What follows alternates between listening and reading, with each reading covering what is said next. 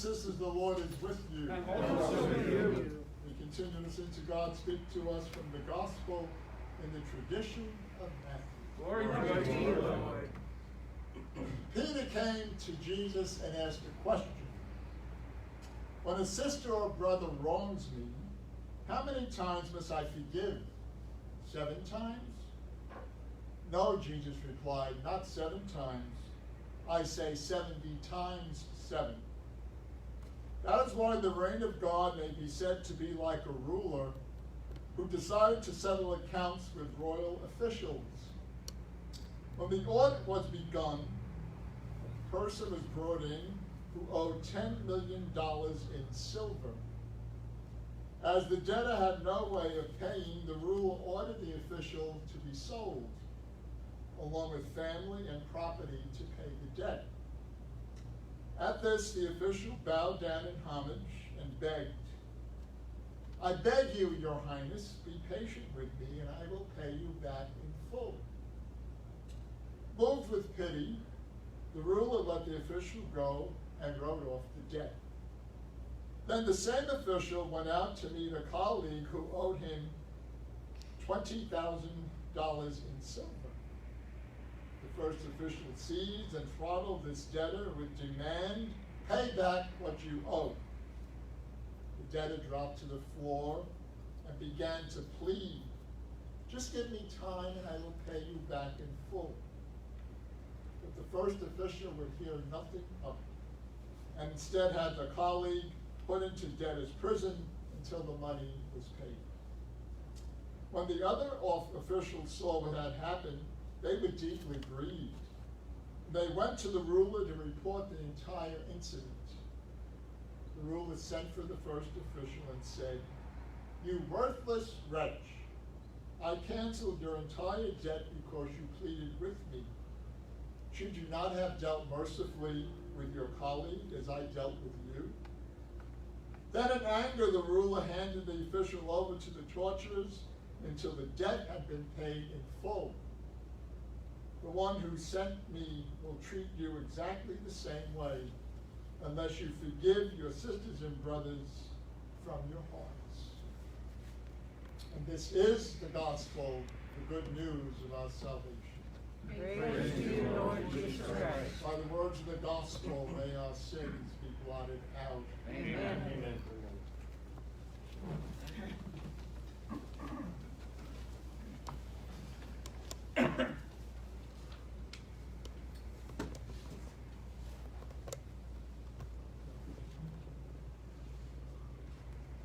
Taking Father Joseph's lead, last week he sat up front like Harry Como.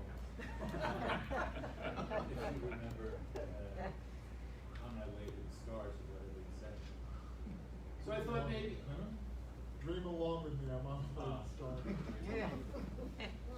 So I thought maybe today I would take the opportunity of just sitting here without having to worry about standing and holding on to the podium.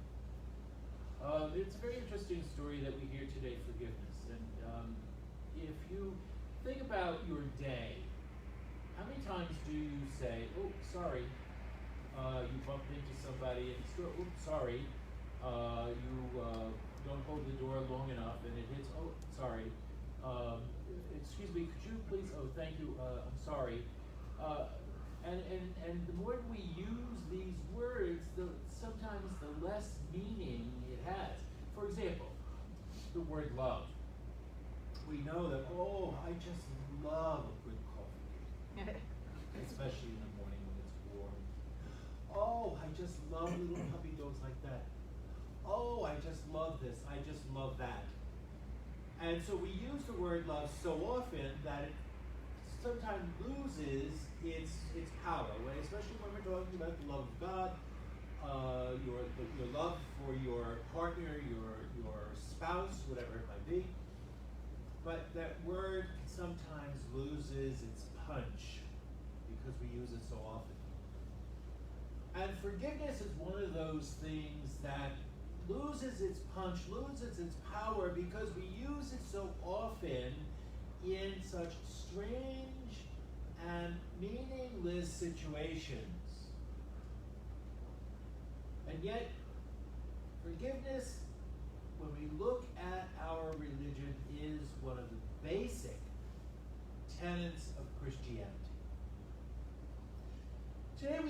story, and we all have heard this story so many times. Peter goes with this question, if my brother or sister wrong me, how many times do I have to forgive them? 7 times?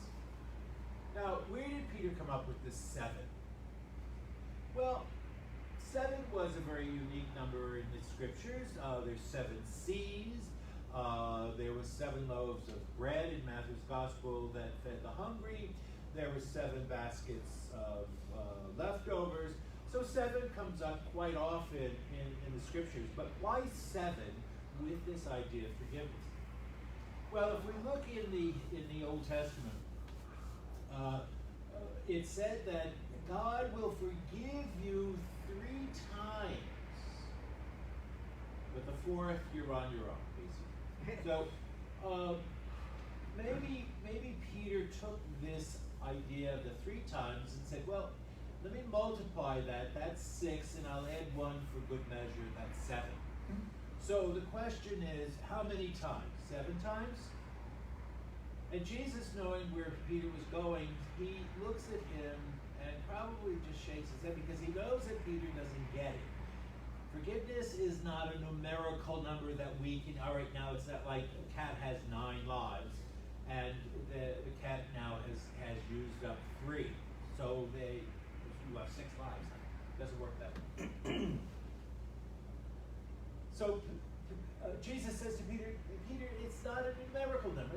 It's not 7 times, but 70 times 7 times. In other words, it's an uncalculable number. It just keeps on multiplying and multiplying and multiplying and multiplying. There is no number how many times. The point is, you must forgive. Now, forgiveness is one of those things that we feel, and this comes from some craziness, as I like to say, from the ravings of a lunatic mind. It comes to us because of the fact we feel that if I don't forgive someone hurts me, and I don't forgive, I've got this rules that I've got power. I've got power over them because I am not going to forgive them. And we can live our entire lives holding on to this power we think is there. And the other person, the person with whom we are going never to forgive, moves on with their lives. They're moving on with their lives. They're living their lives as they see fit. And where are you? You're stuck in this muck and mire of unforgiveness. A good number of years ago, we probably all are old enough to remember when Pope John Paul was shot in Vatican Square. And he was rushed to the hospital. They performed emergency surgery. 1 bullet hurt his finger, the other entered his body. And by God's grace, he was able to recover. They said he was a terrible patient because he wanted to get back to work. And they kept on saying, but you're not ready to go back to work, Holy Father. He said, well, that's it. I got to go back to work. Anyway, after all said and done, he was better. Months later, he went to the prison. And there he met with Aliaka, who is the guy, and I may be pronouncing this wrong, but he was the gentleman who was accused of shooting the Pope that day. And from what they say is that he spent about an hour and a half in the prison with him alone, sitting next to him, bending down closely so no one could hear what was being said. And it was said that he forgave him at that point. And I remember there was an article in Time magazine, which I scurried through my ancient files to see if I still had a copy because I used it in one of my classes with seniors on forgiveness. Was written by a gentleman who taught at the Union Theological in New York. And he talked about the whole concept of forgiveness. And he said, the person who does not forgive is like a car stuck in mud. It spins its wheels, it revs the motor, but it goes nowhere. It goes nowhere. And so, where is the power? Where is the power that we think we have because I say I will never forgive you? We have no power. We are the ones who are stuck in the mud, spinning our wheels, revving our motors, and just wasting gas. That's not what forgiveness is about. Well, the question comes up, well, what if the person doesn't accept my forgiveness? That's not your problem. That's not your problem. Your responsibility is to say, I'm sorry. Or I accept your forgiveness. Or whatever it might be. But if the person you are asking forgiveness for does not accept your forgiveness, that's not your problem. You have gone and done what is it for you to do. Whether they accept that or not, that's their business. But as Christians, we are called to forgive. If there is one virtue that Christians must always hold true to, that is forgiveness. Because that is the entire basis for the incarnation. God becoming one of us, entering into our own muck and mire. For what purpose? To say it's okay. You've made mistakes, but it's okay.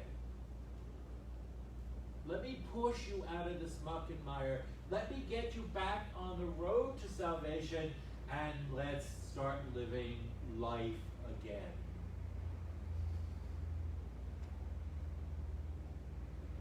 We have no power when we say, I will never forgive you. But what we have done is that we have put ourselves in neutral, and we intend to stay exactly where we are for the rest of our lives. Forgiveness is not an easy thing to do, especially if there is a great hurt. Because a trust has been broken in most cases.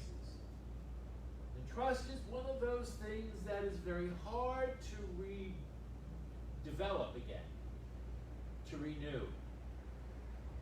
Because we are always a little bit gun-shy. We're always a little bit hesitant to move into that relationship again, especially when trust has been broken. But once we truly forgive, it is only then that we can begin to trust. It is only then that we begin to rebuild that relationship with another person. But it's only because I have forgiven. It is only because I have offered that, asked, and have forgiven that person whatever wrong they may have committed. It is only that trust can then be established once again. We all have been hurt by people. We all have been hurt on a variety of degrees. Sometimes it's hard to say, I forgive you. And it may not happen today. But it has to happen one day. Just keep in mind what happened the last night Jesus met with his disciples. Judas was ready to betray him. Peter was ready to deny him 3 times. The rest of the disciples took off and were not heard from for a couple of days. And what was Jesus doing?